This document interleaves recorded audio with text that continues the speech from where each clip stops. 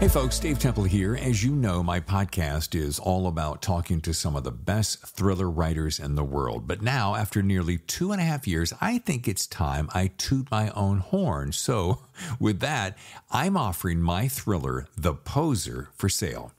This thriller stars Hollywood detective Patricia Pat Norelli, a rookie cop working the overnight beat when one of Hollywood's biggest stars is found dead in her Hollywood Hills home. The only problem, the star just won an Oscar and is found dead only hours later.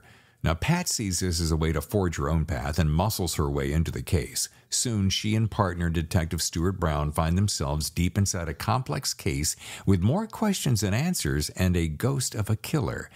Now, this isn't my first self-published book, but it's the first one I'm very confident you're going to like. I'm pretty proud of it. And for the rest of this month, you can get the ebook for only $5.95 or the paperback for $13.95. Now, since I do this weekly podcast as a free service, perhaps you'd consider this a way to help out your fellow thriller author. Okay, here's the link, davidtemplebooks.com/books. Okay, there you'll see The Poser. Just click and you're on your way. Again, the link is davidtemplebooks.com/books. Otherwise, just head over to Amazon. Okay, thanks for your support. And now on with the show. Hello and welcome to another episode of The Thriller Zone. I'm your host, David Temple. Thriller writer Sharon Doering may have grown up in a normal suburban neighborhood outside Chicago with normal parents who worked normal jobs while living a normal life. And even though Sharon, a wife and mother of 3 children, does most of the normal things an American housewife does, she's been getting away with murder. Writing about murder, of course. Join Sharon and me for some hilarious moments as we discuss her nearly perverse love of dark humor, pages of hot and steamy sex, and a fistful of dark, twisted, and broken characters with whom she hangs out. With a master's degree in biotechnology, this former science professor and stock analyst has turned her craft of writing stock reports to crafting psychological thrillers. Please welcome Sharon Doering, author of Confess to Me. Nice to meet you. Good to meet you. Let's talk about you, young lady. So you've been a science professor, a biotech stock analyst, but my favorite, and you know I had to research it because I'm a nerd, probably kind of like you a little bit, xenotransplantation researcher. Now I thought to myself, okay, why would one be doing that? Let's just... So just because they use, so for different surgeries, they can use animal parts. So they used, and I was doing this in the late early 2000s. They use like pig valves and different things in the human, different components like in surgeries and heart surgery. And that's what the team I was on. So I was just in the laboratory working on how to not set off the immune response. Like there's the whole immune system cascade of reactions for rejecting an organ. So we were working in the lab, and then there were surgeons on our team too, who were, going and doing the surgeries where they were, and this was experimentation. This was just with blood and pigs. They weren't involving humans at this point because they needed to test it. And actually the funny thing is they asked me like, hey, do you want to come watch these surgeries? And I was like, I don't know. I was lazy or something. I'm like, nah. And in hindsight, I'm like, I should have went. That would have been really cool. But so it's all so that the host doesn't reject those organs. So they're just, figuring out how to get, humans to not reject these pig parts. And it's the interesting thing actually is they don't use like chimps and, closer relatives to us because we share more viruses with them. So it's riskier. Oh, it's pretty interesting. They use pigs because they're close enough, but they're not close enough that there's this risk for virus jumping. Gosh. Oh, is it so fascinating or so boring? No. I find it fascinating because look here, first of all, number one, impressive. Number two, kind of rife with creepy factor. But number three, mostly, are you going to use that expertise in a future book? I don't know. It just sounds fun on a bio. Like, what the heck is that? Well, you know what it sounds, it reminds me of one of my favorite authors of all time. And one of the guys who really kind of tickled that bug in my brain to make me want to write is Michael Crichton. He was so good. I mean, like, oh, like his ideas, and actually how he was able to manifest these ideas, these very profound or complex science ideas, and just make them just super fun and totally accessible. That's pretty amazing to be able to do that.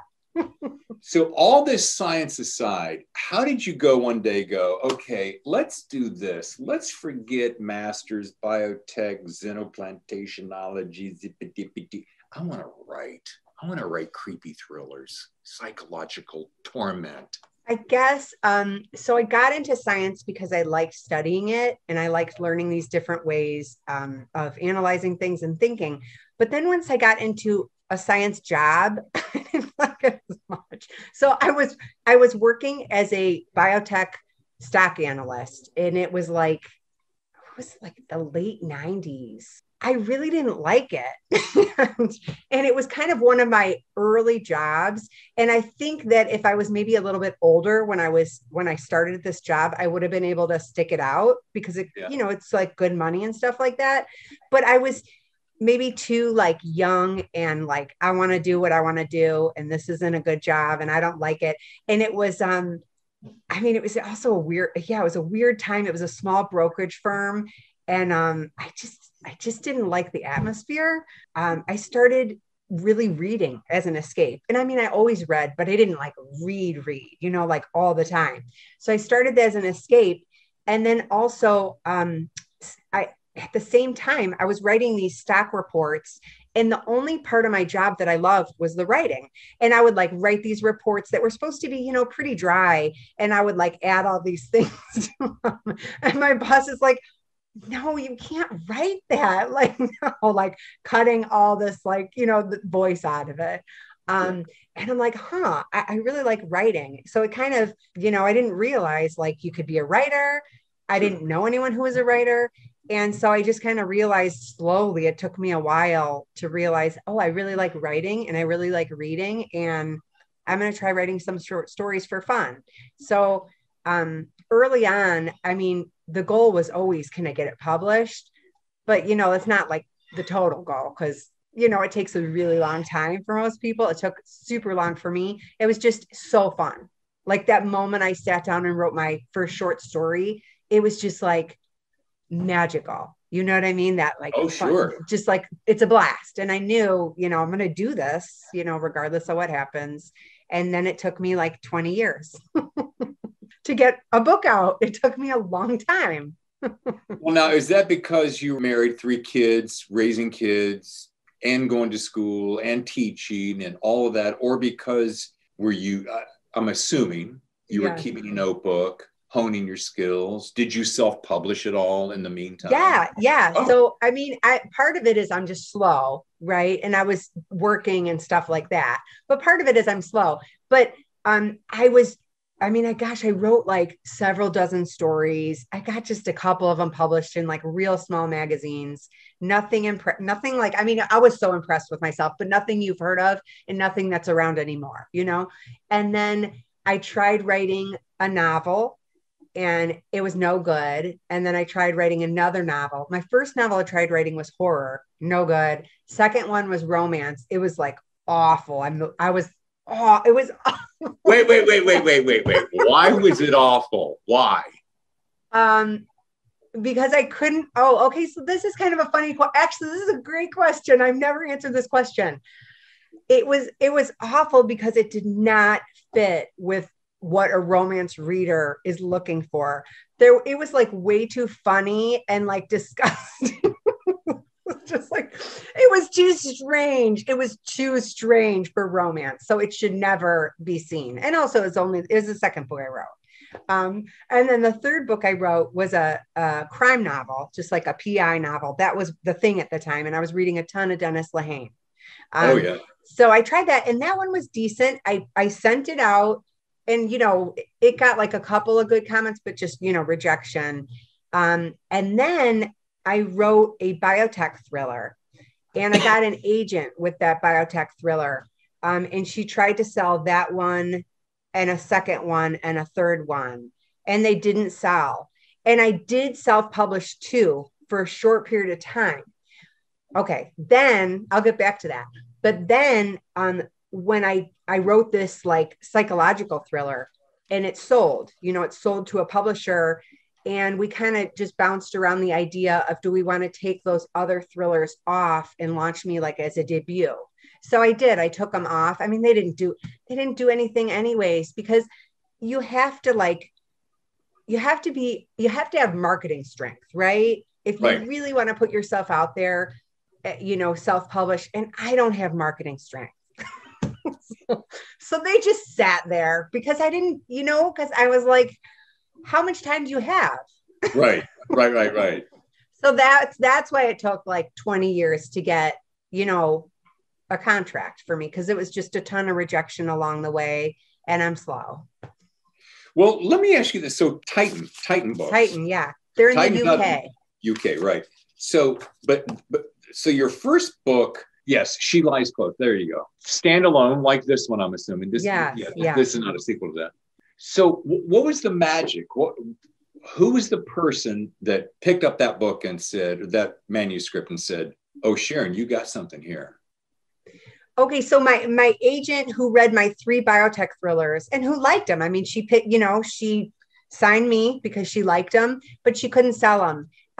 And part of that is like everything, like a little bit of luck, maybe like they weren't quite there yet. Who knows, But then I said, well, I'm working on something different. And I sent her this, and I don't contact her much, and I'll like talk to her once a year. And I'm like, okay, I've got something for you, and I sent her this, and she really liked it. She's like, what? Why haven't been you've been doing this all along, these psychological thrillers. So, and actually even the She Lies Close, it took a while to sell it. She sent it to a couple people, and they said it was too dark. And it actually was really the first draft, it wasn't the first draft, but not this product, an earlier story. It was really dark. And so I changed it up, used their feedback, and then, she sent it out again, and we got different feedback. And then, she sent it out again, and it got picked up by the editor there. She loved it. But first of all, you said it was really dark. How did the degree of darkness change from iteration 1 to the one that got published? Okay. It's very specific. So the one that got published is still really dark. It's like dark humor, and it's pretty dark. But the first draft that everyone was like, no, I had to step away from it. It had like journal entries from somebody who was like really messed up, and this criminal. So it had their journal entries, and people were like, no. I started reading the journal entries, and I had to stop. I don't know why it doesn't, like, when I'm reading dark stuff, I'm like all in. I'm not like, I don't know why it doesn't bother me. I don't know. Well, I guess I wonder, and I thought about this a number of times, especially since a psychologist is doing a narration of sorts at the beginning of several chapters. I wonder, does poor Sharon have psychological problems? Both of my books are a little bit crazy, but I guess that's just what I find. It's so fun to write. Sure. And also, I guess, like, I have a natural instinct to kind of just anybody I meet to just assume they have like a dark side, or like, things they don't share and stuff like that. And so that's my natural thing. So I always go dark. Yeah. I don't know. But I do the psychology in this is here for a particular reason. I can't really say why, because it's a spoiler. Right. But there's no psychologist in the first book. The psychologist in Confess to Me is there for a reason. And it had to do with like what inspired the story was this like true story I had heard involving psychologists. And Yeah, it would be a huge spoiler alert to talk too in depth about it. So I'll try to dance around it. But what I was fascinated by, there's a couple things I was fascinated by, and I've made some notes here. Oh, that's so fun. Thank you. I'm so flattered that there's notes. Oh, yeah. When I started reading about multiple personality disorder, this isn't giving anything away. It's a common thing in psychology. I'm fascinated by this. In my first book, I used this a lot, and I think it turned into dissociative disorder, if I'm not mistaken. I may have. Yeah, they changed it. They changed it in the manual. Yeah. In the psychological manual. Oh, the fact that one person can literally inhabit multiple people, so to speak, is fascinating to me. You know, when I first saw some entries that I kind of referenced earlier in the book, and I was like, what is that about? A little bit later, oh, there it is again. What's that about? And that's when I clicked, and I'm like, oh boy, now you've pulled me in a different level. Well, first of all, this is a question because we're talking about darkness. What does the three children think about mommy being a psychological thriller writer? Sorry. Okay, so this is funny. Okay, so my oldest, he's not really into, well, none of them are impressed like at all. Like we were actually at, I forced them to go into Barnes and Nobles with me the other day. Yeah. And I asked my oldest, my 17-year-old, to record me. And I'm like, both my books are on the table. And he's like, wait, you have two? He did not know I launched a book last month. He did not know. So that's like kind of like where we're at, but with him. And so he's not really into reading. I've always had to push him to read. So he's got no interest in reading. My second child, who's 16, asked me like, hey, it was kind of sweet. He's like, hey, can I read your books? And I'm like, well, you're too old for me to tell you, like, you can't read a book. But I'm like, I really would not read it. I would strongly advise you. I said, do not read it. I'm like, I can't force you. You're your own person. You're 16. But I would strongly advise you not to read it because there's like explicit sex and language. I don't want to like seems too creepy to be reading like, explicit sex and language written by your mom. So I said, I would hold off.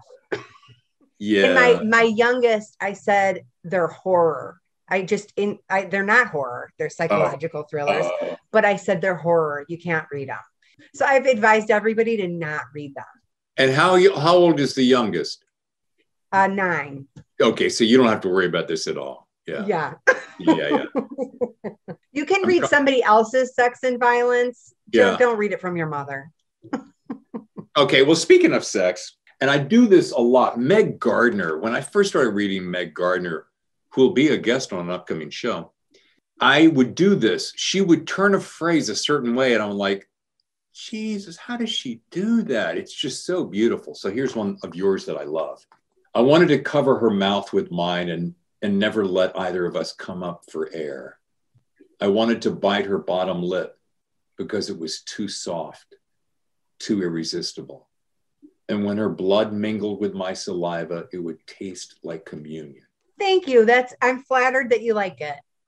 That is tasty. It's sexy, but it's not. Even your sex, by the way, even your sex, and I had this comment, your sex, while steamy, is not like it's not like romance novel writer, right. Which that's not a diss on romance novelists, because I mean, not that there's anything wrong with that. No, yeah, it's just a different genre and a different expectation. Yeah, exactly. But you give just enough. It really is kind of tantalizing, and I find it interesting. I'm driving yesterday. I'm taking my wife out to dinner, and I said, I got to tell you something, honey, and take this in a great way, because it's all good, by the way. Everything is good with me. I said, I think it's very interesting. I read May Cobb's book, The Hunting Wives. Oh, that was amazing. That was good. Yeah. And there is a little fascination with the main character who has a little bit of a girl crush. Female protagonist has a girl crush. Yeah. And I saw a similar thing happen in a book. Oh, I don't know. I can't think of the book right now, but it'll come to me later. Oh, Confess to Me. And there was a similar thing there. And I was like, I turned to her, I said, and I'm driving. And I said, is this a thing? Is this a thing? And she looked at me like, is what a thing? Being in a marriage, but having this little bit of a, mental fantasy, a thing. She goes, not with me. And I'm thinking to myself, are you being honest with me? And I said, are you being honest with me? That's so funny. You know what? It served the book. There's none of that in my first book, although my first book does have more, the sex is more explicit. There's more of it. It like has more of a role in exposing the characters in the story. In this book, gosh, I don't think that was there as much in the first draft, but it served the story. It served the story and it served the characters. And, the funny thing about sex scenes is that I find them very useful at exposing the character. Like really, you know what I mean? These things that, there's things that you talk about with people and there's things that you don't. So any type of vulnerabilities or shame or different things, it's a very effective way to expose that. And so, gosh, I'm trying to think like a lot of that was kind of, added in later drafts to develop, but I don't know if it's a thing. I mean, I think it's a thing a little bit. Well, I guess what I'm getting at, is it a thing with you maybe? No, but, okay. So there's a whole bunch of inspirations to this story. And one of the inspirations, actually, there's like 5 things that you can, like things that either I saw or things that happened to me that just kind of stuck around and I knew they'd come out at some point. So there was this woman who I knew who was very charismatic, like so fun. She worked with kids, so that's how I knew her. And she was like this dynamic woman that you were just drawn to. The kids were drawn to her. Everyone was drawn to her, not sexually, just like she total charisma. And then I kind of fell out of touch with her because my kids weren't, they didn't have that sport anymore. And then I just find out like maybe a year or 2 later that she's been arrested for a serious crime.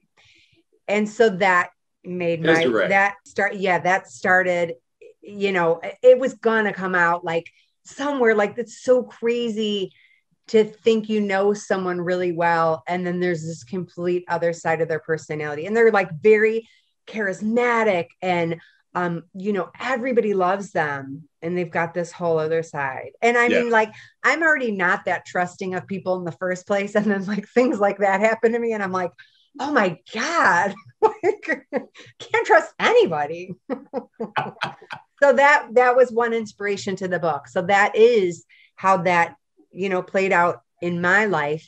But then I added an actual relationship to it instead of just like, wow, there's this like really fun woman who's very charismatic and lovely to talk to. And my kids love her, to like it, it's different in the book. Well, that answers a lot. And so I'm reading testimonials and blurbs on your book from some really great authors. And one of my favorites, it doesn't get much better than this.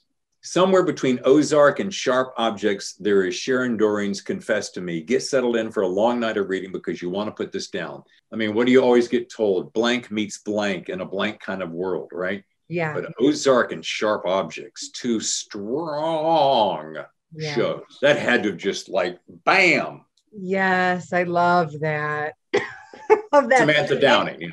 Yes. I mean, that was like such an awesome blurb from her. And as I'm pitching it with like Ozark and Sharp Objects. And there was another blurb from the Daily Mail in the UK that said it would be appealing for fans of Tiger King. And I'm going with that too, because these are like really popular things. And, at first when I heard like the blurb about Tiger King, I'm like, oh gosh, is that like a criticism?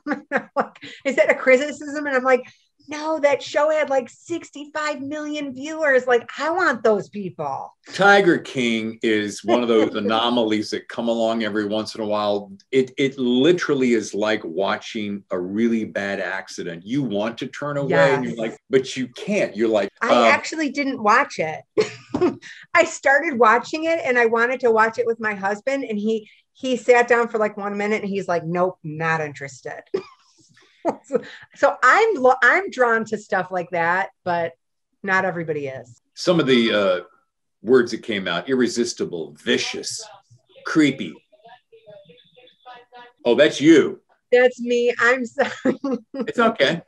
I didn't know if I was having a takeout order coming through or something. Still have a landline. What? What is that? We paid like prepaid for years, like for this cheap Magic Jack. So we still have this landline. Oh, we don't use it. Okay. And we're back. So irresistible, vicious, creepy, spellbinding. I'm going to add to that. Wow, what a hell of a ride. So I just wanted to get out of that in case you needed another blurb from a self-published guy who does a little podcast. Thank you. That means a lot. That means so much to me. I mean, it's like, you get these emails and you get these messages from somebody who loved your book. And it's like, that's it. It makes your day. Sometimes it makes your week. You know what I mean? It's like you're doing it for yourself, right? Because you feel this urge to write and you need to write. But like, as you're editing, you've got the reader in mind. And when a reader has a good time with your book, it's like, oh my gosh, that's the whole thing. That's the whole point. Well, I'm going to be honest with you. You got this book to me just days ago. I was in the middle of a vacation with my family. Sorry. So I picked No, it's all good. I picked it up while I was vacation. I'm bouncing my brand new 6-month-old granddaughter, Allison, on this knee, fending off my 2-year-old grandson, Jack, who wants to have my undivided attention, loving all of that in beautiful Colorado Springs. And I'm going, honey, I've got to escape. I've got a little homework to do. So I'd sneak away for a chapter or two. But then I didn't pick it up again because I've got a few other things going on. And I woke up this morning about 4:30 and your book popped into my head because I'd gotten pretty close to the end last night. And I got this morning and I'm just ripping through pages. And here's my thing. This is one thing I loved how you did. And one of the best compliments I think I can pay you is that I didn't see some of that coming. And so you're getting along closer to the end. You're like, what?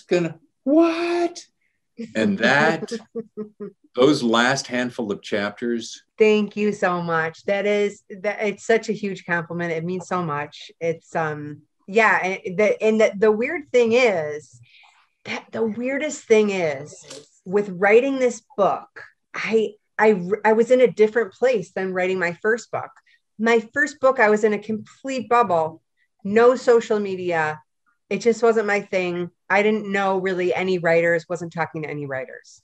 Right. So my first book, I mean, it has some like shocks in it, but that's not the main thing, is like these twists that you don't see coming. It's a buildup because I don't personally need like a twist. I'm in it for the character, and I'm in it to see like how far you can stretch the character and how crazy that can get. But with the second book, I had gotten on social media because it had been mandated to me. Why? That by like agent, publisher, like get on social media. Like, come on, you've been dragging your feet forever. On social media. Yeah. So it got on, hearing, like being so connected to the actual readers and seeing the books that are coming out and what readers like about them. And it's like, wow, everybody loves twists, all these twists, and everybody wants to be totally surprised. I did not know that. Isn't that goofy that I didn't know that? That is terribly goofy, Sharon. You're a goofball. But I was in a bubble, but because that's not important to me to be, whoa, I didn't see that comment. That was never important to me when I was reading. I don't know. But so anyway, so that informed this book, and I had already written like half of it. Then I got on social media. And so with like the second draft, third draft, I'm like, ooh, I gotta like I got to really please some like people who want surprises. So I just tweaked things to like ramp it up. Well, mission accomplished. And Heather is in a real shitstorm. I mean, the way she is in and out of trouble. And then some of those last scenes, I thought to myself, this girl is going to start writing action thrillers before you know it, because you really do know how to create that cadence. But the multiple points of view, one of the points I wanted to make, at first it was kind of confusing. Multiple points of view, meaning chapter told by Heather, next one told by Trevor, her husband. At first, excuse my ignorance, I wasn't quite getting it. And then once I really kind of got into the characters, and then I really appreciated the fact that I was seeing the world through their eyes, I was like, that's really an interesting technique. I haven't seen a lot of that. I know it's out there, but yes. I really dug that. The multiple points of view. Yeah, that's another thing since getting on social media and seeing what people expect from psychological thrillers. Yeah. They really like that. And I mean, I actually like that too, to be able to like see something play out from these different points of view. And you get, I mean, it adds so much, you know what I mean? Sure. Well, look at Girl on a Train. Remember when Paula Hawkins wrote that and everyone was like, what? Yes. The unreliable narrator. And all of a sudden you're like, yeah, that was amazing. God. So wait a minute. So you love that. We all love that. And you knew that you liked it, but you didn't assume that all audiences like it. So really what you're saying is you were just like, oh, I needed to realize that, for lack of a better term, maybe I need to write a little bit more for what the audience is expecting. Is that kind of like what you're thinking? Yeah, a little bit. Although I was lucky that I had written most of a first draft, I think, still in my bubble, because I think that would have messed with my head if all of a sudden I was just trying to write my second book and I was like too focused on what people wanted. Sure. That might have like led me astray. So I was still in my bubble, but then I was far enough along where it served me. It helped me. It didn't like screw me up or block my ideas. Yeah. So we can say that Sharon Doering's life is pre-bubble and post-bubble. So here's the other thing I love, the dual voices in Heather's head. Again, a little confusing at first, but then I go, ooh, I like her schizophrenia, traveling down dual paths. Yeah. She's a weird one. I mean, she's had like a really rough life. So she's got a lot going on and she's got to work through a lot of things. And she has all these, I mean, she's got a lot of relationship issues and a lot of secrets. So yeah, I mean, she was fun to write. The humor that you weave in and out of this, I probably got more kick out of that. The little side comments to self, one of my favorite things ever, because it's like you get to experience that person. Oh, is that how you feel? Yeah, I bet that's how you feel, you crazy bitch. You know, those kind of things. I caught myself laughing out loud. I knew I was 100% certain you were hilarious in real life. Thank you. I think my family would disagree. My family would disagree, but I like dark humor, and I don't know, I like it in there.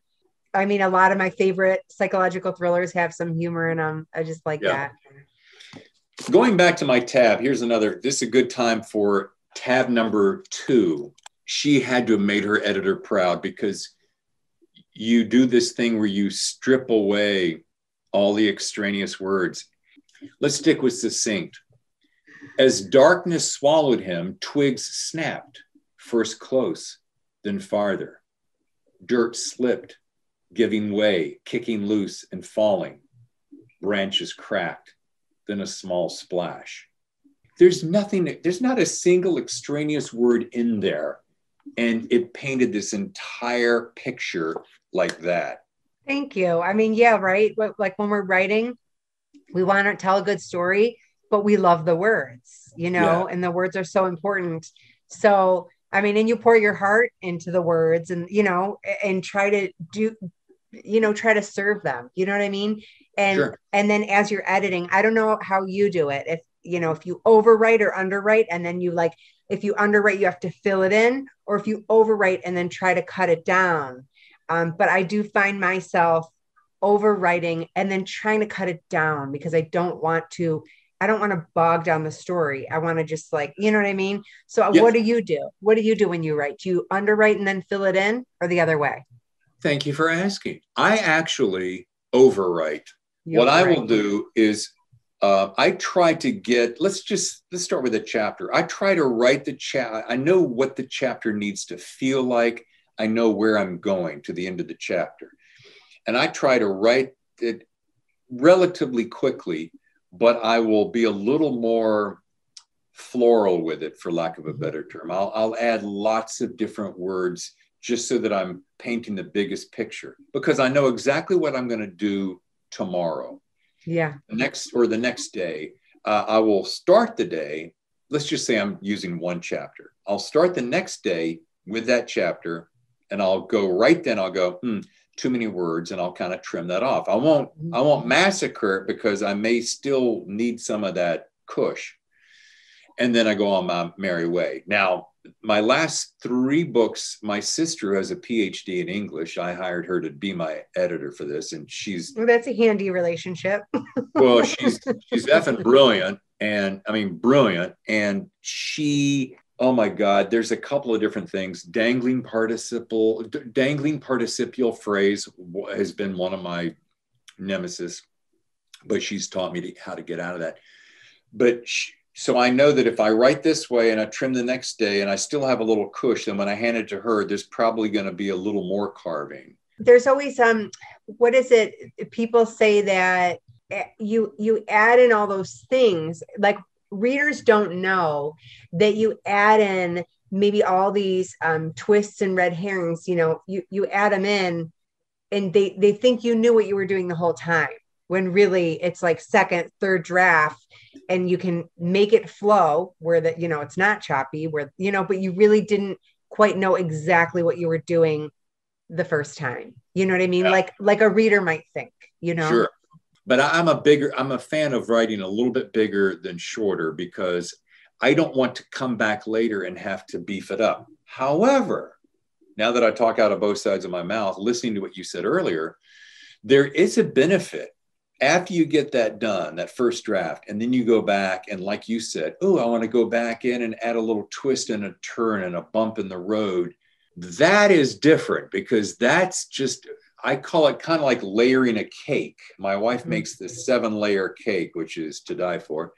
And she has, and you bake the basic cake and then you add a little bit more. So to that point, I kind of like that. So I have a question about your book. Yes. So I've got your book, but I haven't started it yet. Am I supposed to read the first one first? I would like to gently suggest that you do. Okay. Here's the reason. And look, I'm not assuming you will. I gave that to you as a gift, because you've been so kind to me and gracious.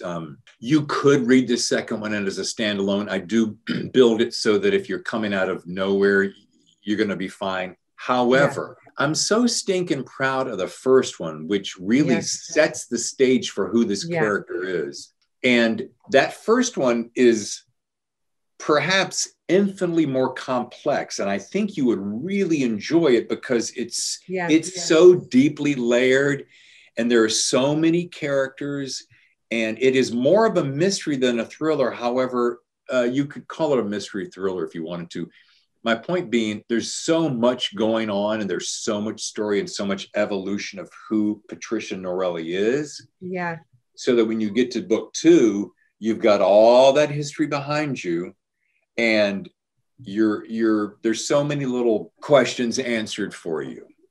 I love that. Okay, I'm definitely going to read the first one first, because I love that. I love when a writer is like, I am really proud of this. You know what I mean? Because it's like you pour your heart and soul into it. And actually, I was laughing with a friend about this, because with Confess to Me, I'm like pitching it like, it's like, do you like Tiger King, Ozark? Like, it's got mountain lions in it, and there's some devil worship. So I'm like trying to like pitch it, in these, very like, just like catchwords, little things like that. but really, you pour yourself into it. You pour so much of yourself into it. And I was just laughing with a friend because I'm like, hey, devil worship. like, no, that's such a crazy transition when you're promoting your book, like something you pour your heart and soul into, and then you're, switching over to the marketing and like trying to, pitch it in these like really just shallow ways. I love when someone says they're so proud of what they wrote. I love that, Well, thank you. And I got to tell you something. My next book, which I've just started, will be either my 9th or my 10th. I think it's my 10th because I said to myself on my 10th book, I told myself I would do 9 books. And on the 10th one, I would go after an agent for it because I figured 10 would probably cover roughly 10 years, fills under the Malcolm Gladwell 10,000 hours, the Hollywood takes 10 years to be a hit. I feel like I've got my homework behind me, but I will say there's only 2 books of all of the books that I've written that I go, I am really, really proud of this one. That first one was The Poser because, and I just got interviewed by a group that they said, what made you choose a female protagonist? Why be a guy writing as a woman? I'm like, well, kind of like my entire career, if I didn't think I could do it, I wanted to see if I could. So I kind of proved it to myself that I could. And I had this idea of a character. I mean, I grew up with a strong mother, 2 strong sisters. I've dated strong women. I'm married to a strong woman.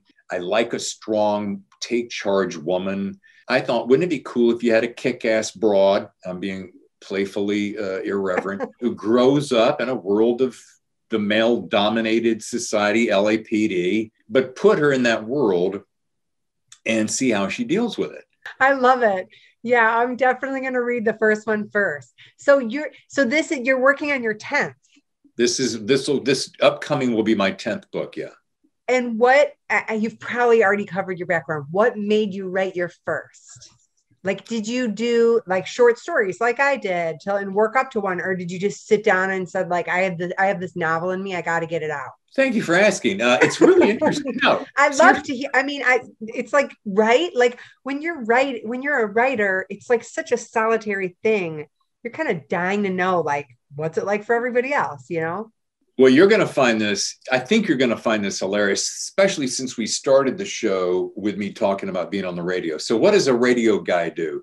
A radio guy entertains millions of people on a daily basis for 5 hours or 4 hours a day. Talk, play music, interview people, blah, blah, blah. I had a big team on all my stations in all the cities. And then all of a sudden, near the end of my radio career, I stepped into satellite radio, which is, you would know it as Sirius XM, but it was even a little bit more generic than that at the time. And so I was cruising on this show, not really stimulating. Okay. And I had always been a closet writer. I would always jot down notes and just think of ideas, just constantly doing that and sticking them into a notebook. Here's the thing. So I worked the afternoon show, so everyone left at 5. So about 5:30, I'd go down the hall and pick up my secretary's IBM Selectric, go back in the studio, and just sit there in between long riffs of music and just craft out short stories because this brain, one side would do this without even thinking about it because I've been doing it for so long, but this brain needed some creativity. Yeah. And so I just literally started banging out little 1-page, 2-page, 3-page short stories. And a lot of times, Sharon, it wouldn't even be a short story. It would just be like, I have an idea. It's a scene, yet I digress. So anyway, the point being. No, I love it. I love it. I slipped all those notes away. I stuck them into a notebook and I just sat on it. I still have it here in the office. And so I met my wife years later. We're sitting in New York, getting ready to decide what to do next. And she said, what other ideas do you have? And I'm like, well, let me pull out my notebook of ideas. And she's like, that's interesting. That's interesting. That's interesting. Oh, hell yeah. Why don't you write this one? Yeah. Okay. That opening, it was an opening scene. It was chapter 1. And it was the beginning of The Poser. That's very cool. That's interesting that she played a role. Like when I read the different writing books, when I've read On Writing by Stephen King, you know, numerous times, because it's such a good, entertaining read. And then it also like always had that underline. Have you read it? Oh yeah, Yeah, it's it's my Bible. it has, it has that underlying theme of like no shame, no shame. Like you just get serious with what you want to get serious, you know, in your writing. And his wife played this role throughout, like, you know, no, you have to keep going with this one, you know. So that's really interesting that it's similar for you. I'm going to go one better because I know you have a little romance heart in you. I picked up on that. So my wife and I have a great love story. I'll tell you off camera a little bit later. When we met in Manhattan, and she said, if you could do anything, what would it be? I'm like, writing. She said, do it. That's what you should do. She said, just go do it. And so I got to tell you, it's a lot to do to her. And if you met her, you'd get it instantly. I mean, she's an amazing woman. And she said, you are made for this. That's amazing. I love that story. Yeah, that's so great. And that's also so interesting that, you know, the writing came in there. Do you think a lot of actors and actresses want to write because they're so like, it's so about the expression, self-expression and character, and like, so how complicated the character is and like how snappy and sharp the dialogue is? Do you think a lot of them want to write? Yes. And I'm seeing this more and more. Every time I turn on a podcast, I hear another celebrity writing a book. And I think it's a couple of very essential things. We're all storytellers. We're hardwired to tell stories. So there's that. Second of all, especially if you've been an actor, I mean, what does an actor do? An actor take the script, inhabit it, tell the story through your mind, through your eyes. So, you know, you're going to color this piece of paper, the script, the character with who you are. That's great storytelling. I think we're all storytellers. I think every single one of us in some form or fashion are storytellers. That's lovely. It is super lovely. Yeah, no, I mean, I think, you know, you're right, because when you read about like, there's like a statistic, like, I think it's like 81% or something of people want to write a novel. Right. So you're right. It's kind of like a lot of people want to do it. But I guess like I just was thinking like, oh yeah, I mean, if you're an actor, you're really into like character and expression and, you know, the workings of the mind and, so I would think it's probably even higher than 81%, maybe, with actors. I think so. And you know what I think is funny? I don't know how many times I've heard, and I know you've heard this too. How many of our friends around us have said, oh, I want to write a book. I'm so going to write a book. Well, great. Get to it.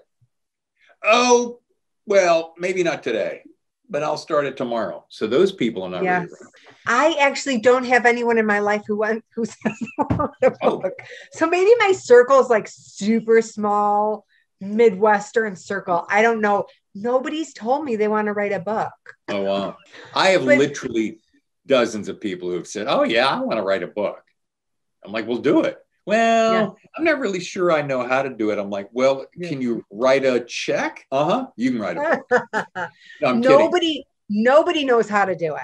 I mean, even somebody who's written a bunch of bestsellers, they still sit down to, their blank screen when they're starting a new book and they're like, oh my God, what am I going to do? Right. I think we're afraid that maybe we won't be as good as the last one if we feel good about the last one. Oh, I can't do that again. Well, why would you think you couldn't do that again? If you did it once, you can do it twice. I think because it's such a journey. So when you're right at the start of the journey, you can't see how like you're going to make it so complex and so, multi-layered. And like, are you going to get the character enough, like all the different aspects of them? You just can't see because you're right at the start of it. So maybe like, as you're maybe like at whatever, 15,000, 20,000 words, you're like, okay, I can see this is going to work. But right at the start, you just don't have like much more than some sort of minor game plan. I don't know. But back to your real essential point. Yes, it is daunting to think of yourself doing 90 to 120,000 words. Yes, do you have hiccups along the way where you go, I don't feel it today? Yes, do you think, well, I have just the right red herrings and character development and enough twists and turns to keep the reader's interest? Yes. However, you can only write a sentence at a time. Yeah. You're probably only going to write about a chapter a day, probably, maybe, unless you're on a roll. And then most importantly, and I'm going to research who your editor is because I would love to pick their brain. Her name is Sophie Robinson. Okay. She's in Titan, and so they're in the UK. And she was amazing. I mean, I don't know, so I don't have any other experience with any other editors, but it's like every new, it's like anything. Every new experience you have builds you, and you learn a lot from it. So I learned so much from her. Like, should give me my first just like 2 pages of notes, nothing in the manuscript, but just ideas. Like, listen, you need to add a prologue, and this is what needs to happen. And then like this part of the character, no, you got to change that. You know what I mean? So these 2 pages of notes for both my books. I mean, you first read them and you're like, no, I don't want it. I worked so hard. I don't want it to make these huge changes. But then you let it sink in and you're like, oh my God, this is amazing. Like, the notes somebody gives you on your book. And then as they go through, page by page, paragraph by paragraph, saying like, no, you need to add something about this here. Or like, what happens in this chapter? Like, get rid of it. You know what I mean? It's kind of amazing. It's brutal, but I love brutal because it's making it better. I was going to say, when you're getting pushed and you're straining to round off those sharp edges, you're getting better.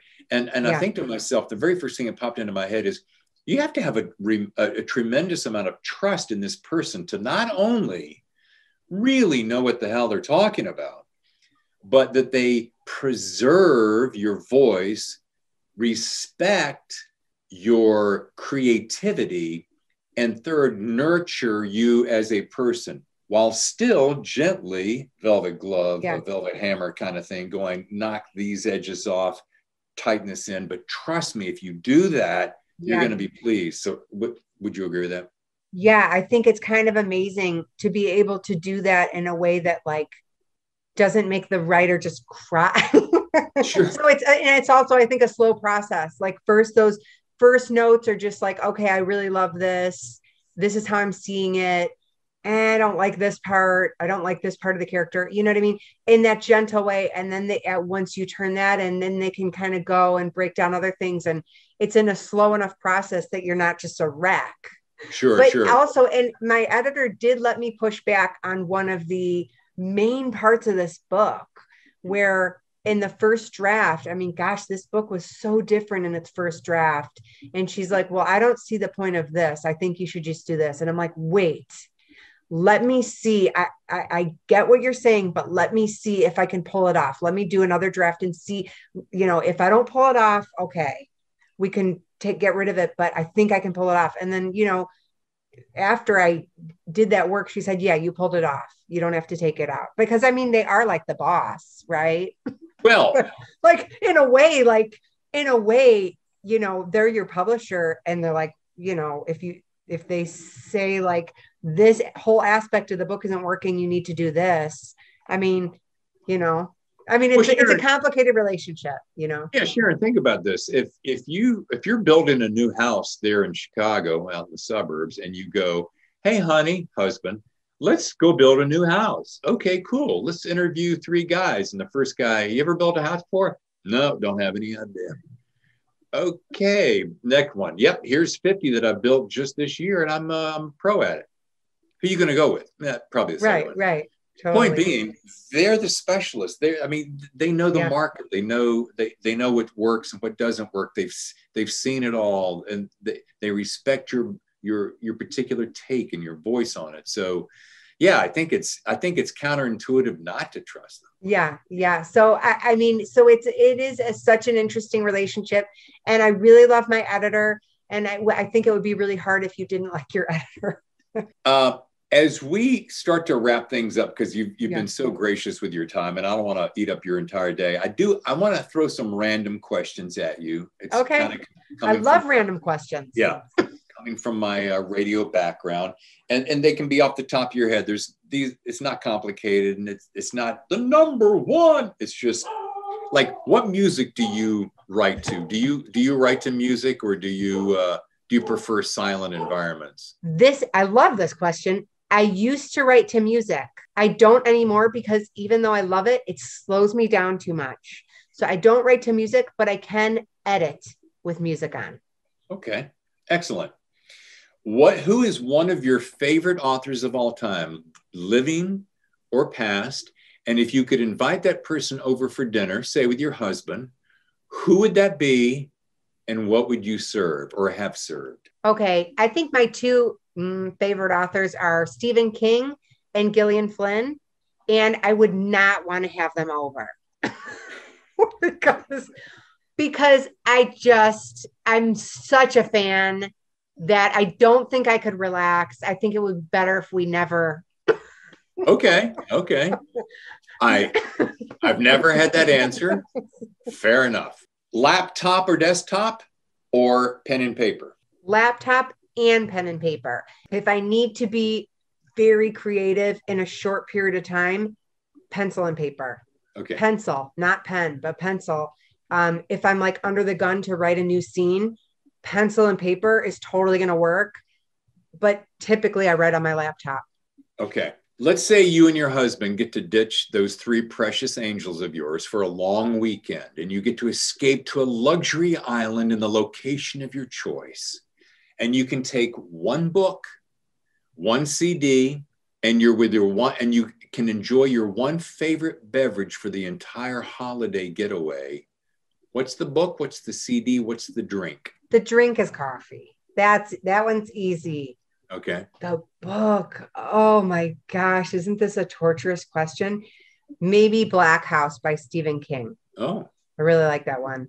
And CD. Okay. Maybe like New Order or The Cure.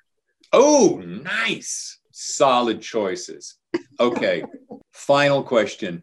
What's the single best piece of advice you would give any up-and-coming writer who's sitting here listening to this show or watching this show thinking, wow, Sharon Doering's got it. This book was great. I want to be her when I grow up. What's the single best piece of advice you would give? Stubbornness, perseverance, right? I mean, most writers, most of them, I mean, some of them get lucky, right? With like their first book or their second book. Most writers just have to just accumulate so much rejection before they get something that they wrote that's good enough for them to put out there or for somebody else to put out there, right? I mean, you gotta just like be so stubborn when everyone's like, no, to just keep wasting your time. you gotta love it enough to just keep doing it, even though everyone's telling you no. You know what? I love that. I love that answer. I call it tenacity. You call it stubbornness. We didn't get to Satan worship or cougars, but I'm going to leave that for the readers, because all I need to say is if you like cougars and a little dose of Satan worship, you're going to love this book. Tiger King, Ozark. Yeah. And I guess also if a writer has written something and they're so attached to it and they're getting rejection on it, the best thing you could do is start the next book, because you can always keep trying to put that one book out there or just put it out there yourself. Whatever you want to do, you can do it. But if you move on to the next thing and you get some emotional distance from what you were working on, that, you know, you're always working on the next thing, that all those rejections, they don't hurt as much, because you're like, oh, another rejection on that book. Okay, that's okay. I'm working on this next book. You know what I mean? Well, I don't know. I'm trying to remember. Did someone introduce us, or did I just find it? Was May Cobb. It was Make Oh, Hub. Make And Hub. actually, she does not know this, but she played a role in what I'm working on, because The Hunting Wives is so beautifully written, right? I mean, she's Oh, a yeah. great writer. And Yeah. it's such a good pitch, right? It's such a good pitch. So there's so many great books, but not all of them have a great pitch. They're just like, okay, this, you got to read this book. It's really good. I can't describe it in one sentence, but just read it. But Make Hab's The Hunting Wives, that was like one of the best, pitchiest books I've read in a while, where, you know, the writing was beautiful, the story was great, and oh my gosh, this elevator pitch. So I'm trying to write something that's a little more pitchy. Well, you've just given one of the best pieces of advice. I picked this up at Thriller Fest back in 2019. By the way, plug to ITW. There's going to be a new one in New York in June of 22. And that is this. Your elevator pitch is so key, so essential because of that very thing. If it's something that's been done to death, or people have heard before, or they say a phrase like, oh, I can't describe it, you should just read it and tell me. Just go do something else. Go bag groceries or something, because, you know, if you can't hone your book into a unique, flavorful, tasty, arresting elevator pitch, then what the hell are you doing? So that actually, I should tell May that. I haven't told her that yet. That's influenced me. May, but she introduced us. She not only did she introduce us, she was the very first guest on this brand new Thriller Zone, which I launched. I was doing a show called Naked Monday, which I'll do periodically, but Thriller Zone really is the essence of what I want to talk about. So she was my very first guest. Unfortunately, sadly, she had just lost a friend. Oh, yeah. So I couldn't see her. We didn't do a face-to-face. It was audio only. And I really wanted to come out of the gate with that. But I think so much of her, and you know, she's delightful to talk to. She's so kind, so gracious. The book is stunning. And let's not shortchange you, Miss Sharon Doering, about somewhere between Ozark and Sharp Objects. That's a pretty dang good pitch. That is a good pitch. I like that. Don't you know? I did not come up with it myself. It's okay. It doesn't matter where it came from. It just matters that it's out there. Yeah. All right. Blessings to you. Thank you so much for being on the show. Thank you for having me. Sharon Doering, she's about as funny and as energetic and as talented as they come. What a great guest. And if you like psychological thrillers with a gaggle of wacky characters, then Confess to Me should be on your nightstand. Okay, super cool news. On next Friday's The Thriller Zone, not only is it episode 7, which happens to be my lucky and prime number, but we have a mega special guest. Let's see if you can guess. She's an Edgar-winning novelist whose bestsellers have been translated in more than 20 languages.